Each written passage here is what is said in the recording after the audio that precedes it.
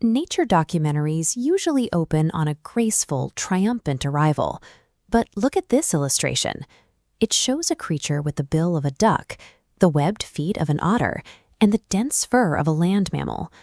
This anatomical mashup is the platypus, a collection of traits so contradictory that early scientists initially suspected it was a taxidermy hoax.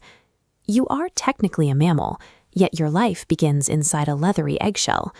You spend your first 10 days buried in a dark, damp mud burrow at the edge of a creek, smelling nothing but dirt and whatever fungi are growing in the walls. When you finally crack the shell, you emerge blind, bald, and so floppy you might as well be a wet noodle. You can't see, you can't walk, and you lack even a single layer of protective fur. This pathetic physical state marks the beginning of a life cycle where evolution seems to be actively working against the individual. You are functionally helpless from the moment you hatch. You are hungry, and because you're a mammal, you need milk. However, the platypus mother lacks nipples, which makes standard nursing impossible.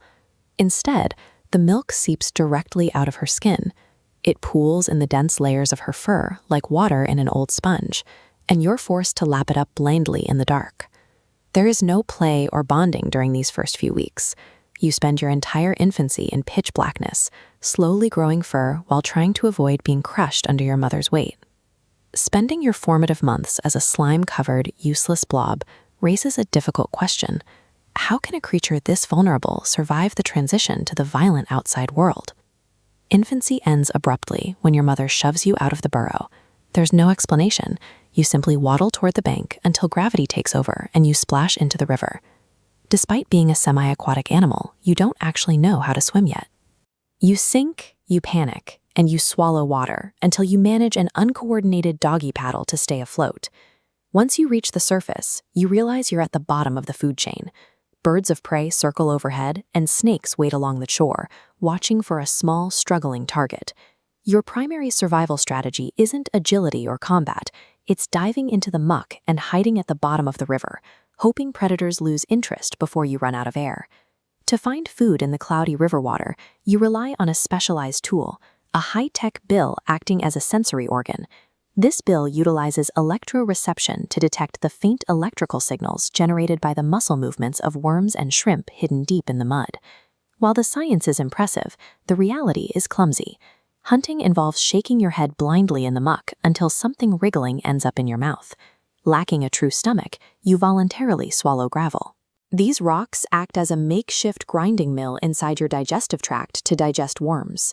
This is your life now, a repetitive, exhausting routine of eating gravel just to extract enough calories to repeat the process tomorrow.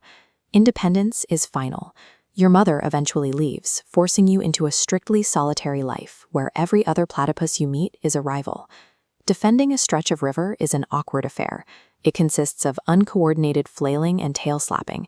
It is essentially two angry sponges hitting each other in a puddle. If you're a male, you have a more serious weapon, sharp, venomous spurs located on your back legs. These spurs are an evolutionary letdown.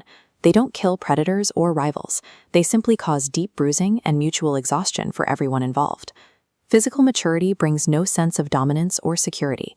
It simply marks the transition into a phase of life defined by these pointless, energy-draining conflicts. Adulthood is a grueling loop of digging for low-calorie food while avoiding constant predation. There is no peak of strength, only the endurance required to keep foraging.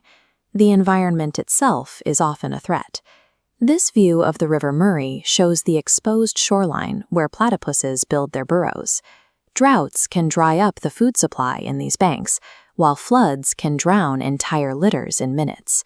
Human activity adds an insurmountable layer of danger.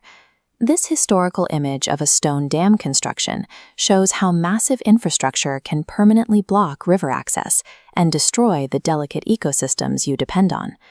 The mature platypus faces a dual threat: its own unoptimized biological quirks and an external environment that is being rapidly reshaped by industrial engineering.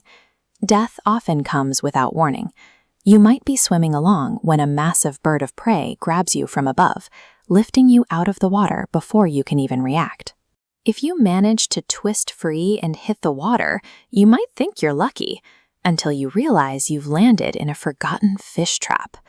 You twist and kick, but the mesh only gets tighter until you eventually drown. The life of a platypus is a tragic endurance test. It is a creature that stubbornly survives the gauntlet of infancy and its own flawed anatomy, only to be erased by a senseless, accidental encounter.